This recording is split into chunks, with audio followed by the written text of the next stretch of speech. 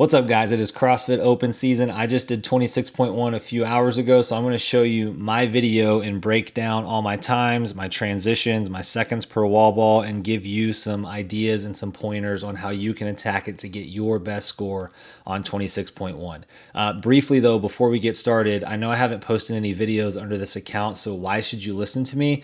Well, I've been a CrossFit coach for over 12 years. I own my own affiliate. I've had the opportunity to coach and be around a lot of high-level athletes. Myself, through the years, have competed at a pretty high level. Just last year, I finished 104th in the 35 to 39-year-old Masters semifinals. So, more than me being an athlete, like I said, I've been around this sport for a long time, and I've gained a reputation for being able to assist people in pacing and game plan their workouts. It's something that I'm passionate about, so hopefully these videos will help you do that to get your best score. So if you're still watching this video, I'm going to assume that you already know the workout, so I'm not going to read it to you, but just some things to be aware of. Likely if you're doing it like Friday Night Lights, your gym is going to have it set up for you. But one thing before I got started, I was told that your box actually has to be 10 feet away from your wall ball station. So 10 feet's a lot. Make sure you do that. I've definitely seen people get some penalties over the years that have cost them. So setup's pretty easy, but make sure your box is 10 feet away from your wall ball target. Other than that, this workout really comes down to pacing. And like I said, I'm going to show you my video and I'm going to talk you all the way through it, but this is all about pacing. I will say, I think I actually overpaced this workout. I probably should have pushed a little harder and found some areas to tighten up my transitions. But for most people, the round of 66 is where it's really going to get nasty and where a lot of wheels are going to fall off. This is a tricky workout because, one, this combination is really brutal on the legs. Doing wall balls into box jumps, it's basically the same movement. It's all lower body, of course. Wall balls do have some shoulders there, but this comes down to the lower body. So one, this is a brutal combination, and then two, it's tricky because the reps go up. 20 to 30, not that bad. For a lot of people, 30 to 40 will get pretty rough, but they snuck in 40 to 66, and that's a big jump. In 66 wall balls for most people, even like quarterfinal level athletes, that's a lot. So I think what's going to happen for a lot of people is they're going to try and do too big of chunks through their 20, their 30, their 40, and then when you get to the 66 wall balls, most people are going to fall apart. They're going to start doing like threes and fours because they can't string anything else together. If you're doing threes and fours intentionally, that's not that big of a deal. But if you go to threes and fours because you have to, because you're too tired, you have mispaced this workout. So this is going to come down to pacing. Be in control of that. It's incredibly important. Transitions are going to be important. And then the other thing that I'll tell you is the 18 box jump overs. That's just like, you have to find a way to make that rest. It's not rest. It is hard, but you're going to have to find a way to move through that. You cannot rest there. You have to move through all 18 fairly consistently and make those pretty consistent across. I was able to do that. My first set was 40 seconds. My second set was 49 seconds.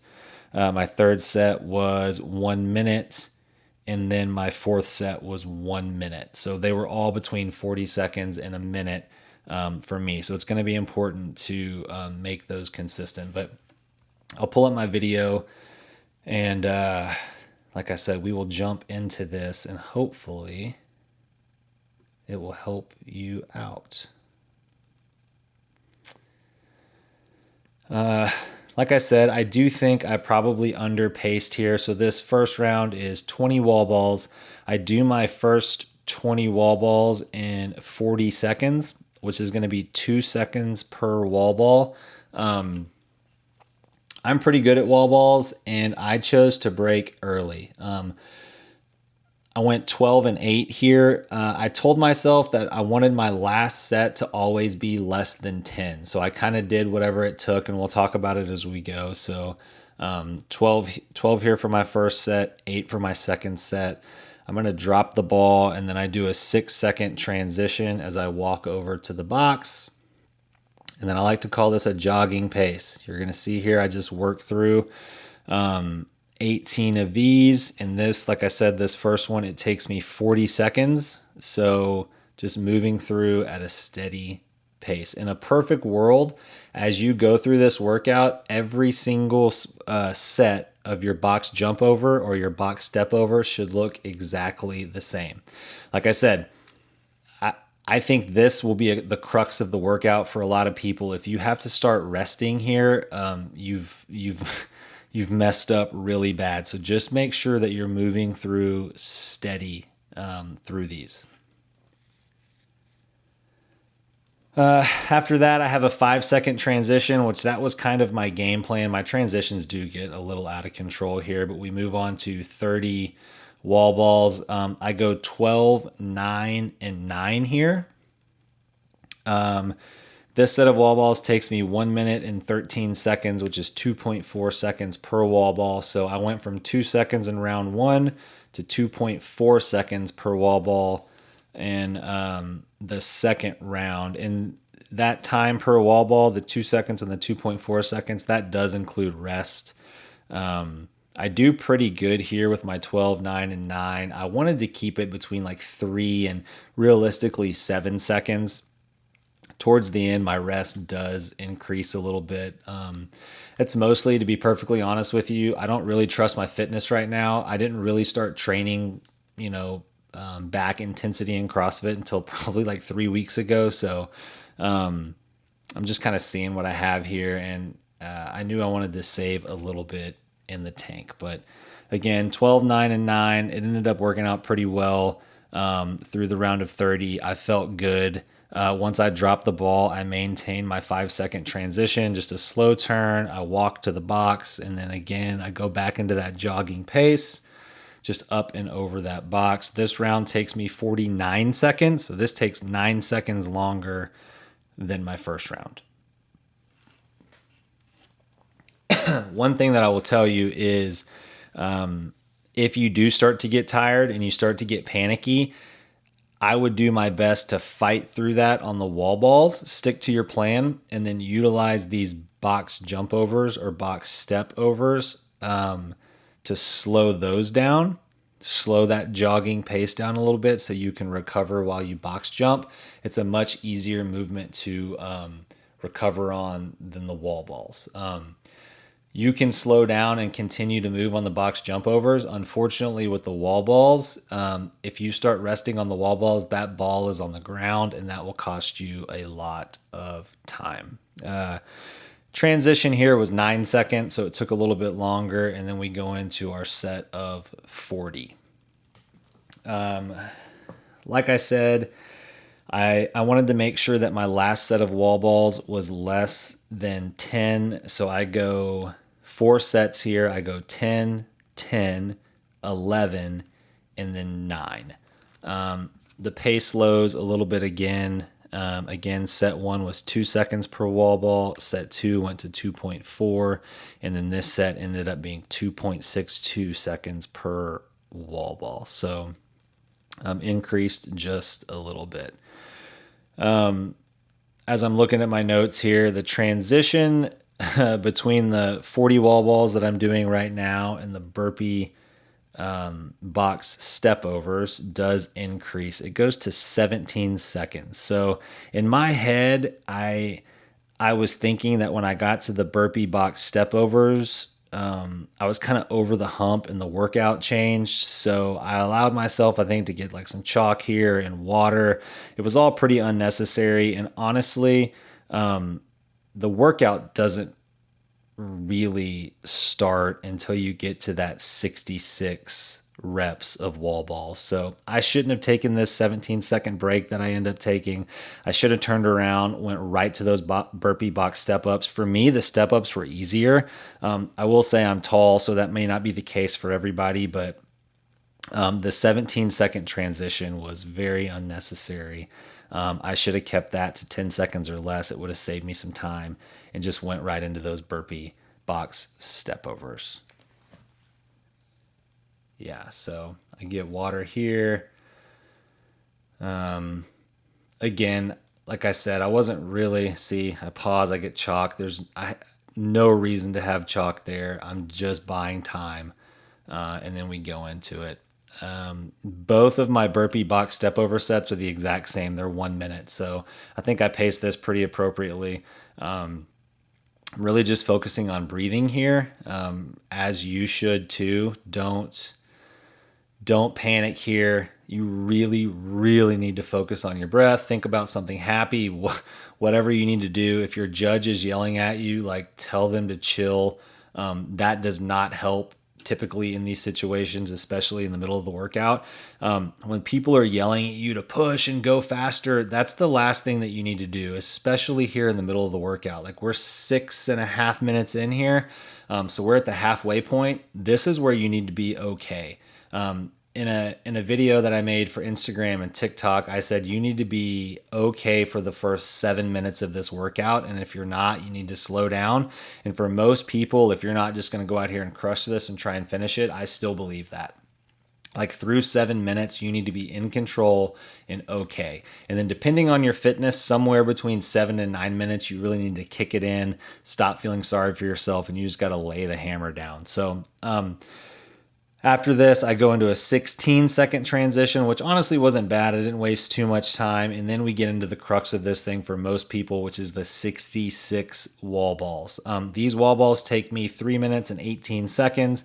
My sets are 12, 11, 12, 15, 10, and 6. I can remember thinking to myself when I did the set of 15 that I had been going too slow. I could have probably done 20 or 25, but honestly, at this point in the workout, I shouldn't have been able to probably increase it like that. So I did overpace. Again, I'm not used to feeling like this. I don't really push to the limit anymore. So from here on out, I do kind of start to feel sorry for myself. I'm not going to lie, but I wish I could have this time back from 66 on. And you need to remember that same thing. Like right here, where are we? I'm trying to look at the time. It's hard to see on this clock. I think we're getting close to like 9 minutes here. We're at 8.5. Yeah, I think that's 8:30 right there. So, it seems like when you hit that 10-minute mark that you have a lifetime left, but the reality is you only have 2 minutes. And this is that time that I always talk about. You just have to grit this out. Like, you have to tell yourself it's okay to feel like this, and don't let your body win. Don't let your brain win. Like, turn that little voice off and you have to go. I didn't do this, or I didn't do that. I wish I would have, but it's all right. It is what it is. It's the first open workout, and hopefully, I can find that grit maybe in 26.2. But after I get through these wall balls, my transition does cut back down. It goes to 10 seconds. I know I need to kind of speed up. One thing I didn't mention, my wall balls dropped eventually to 3 seconds per wall ball. So this round of 66 is 3 seconds per wall ball. So my rounds went from 2 seconds to 2.4 to 2.62 to 3. So I only had 1 second drop off per wall ball. But when you think about that, over 66 wall balls, that's over a minute slower, dropping from 2 to 3. So again, if you can tighten up that rest, it is really important. Even going from like an 8-second rest to a 5-second rest makes a big difference with all the breaks that most people are going to be taking. It is important. One thing I should mention here, if you're still watching this, the 10s don't work for everybody. I mentioned earlier, you need to break often and early. If, like, most people are going to get into the round of 66, like I said. So if you're someone and you are questioning whether or not you're going to be able to hold 10s, don't do 10s. Like, if you do a couple sets of 10 and you realize like, hey, this isn't going to work the whole time, figure out a pace for you. Do 6s, do 8s. But again, the goal is you need to do a number that you have control over your breaks. You cannot let your fatigue dictate the amount of time you take resting. If you get to that point in a workout like this, it is over. So I know that your brain is going to tell you, and I know that your judge is going to tell you, and I know the people around you are going to say, keep going, push harder. And although there is some truth to that, typically at the end of the workout, that is not the case the first like 6 to 7 minutes of this workout. You don't need to push harder. You need to be in control. You doing less reps and being in control of your breaks will make you get a better score. Like that is the number one thing that most people can do if you're not trying to go unbroken on this to finish this workout. So I did those 18 box step overs. Again, that took me a minute. My transition's too long here. Like I said, I'm kind of feeling sorry for myself. I end up doing 10. I probably could have done 30 unbroken here, which again is an indicator that I probably underpaced this workout a little bit. After an open workout, most of the time you're kind of falling on the floor and messed up. And to be honest with you, I felt pretty good here, other than my legs did feel a little bit crampy, but I recovered from this one pretty quick. I don't think I'm going to redo any of them. Probably be one and done this year in the open, but that's what I got for you. Like I said, this all comes down to pacing. Pick your pace, stay in control of your rest, do smaller reps than you think that you should do. That's going to be the most important thing. Pace, pace, pace. Don't let your legs blow up. Jogging pace on that box. It should be about the same all the way through. Go out and attack this thing. Make sure you have gas for the last 2 minutes, 2 to 3 minutes of this workout, depending on your fitness. Don't feel bad for yourself like I did. Trust your body and get after it those last 3 minutes. This is a fun one. As far as open workouts are concerned, this one's really not that bad. You're probably going to be pretty sore because there is a lot of leg, a lot of quad in this workout. But other than that, this one's not that crazy. So go out, have fun, and I will see you at 26.2.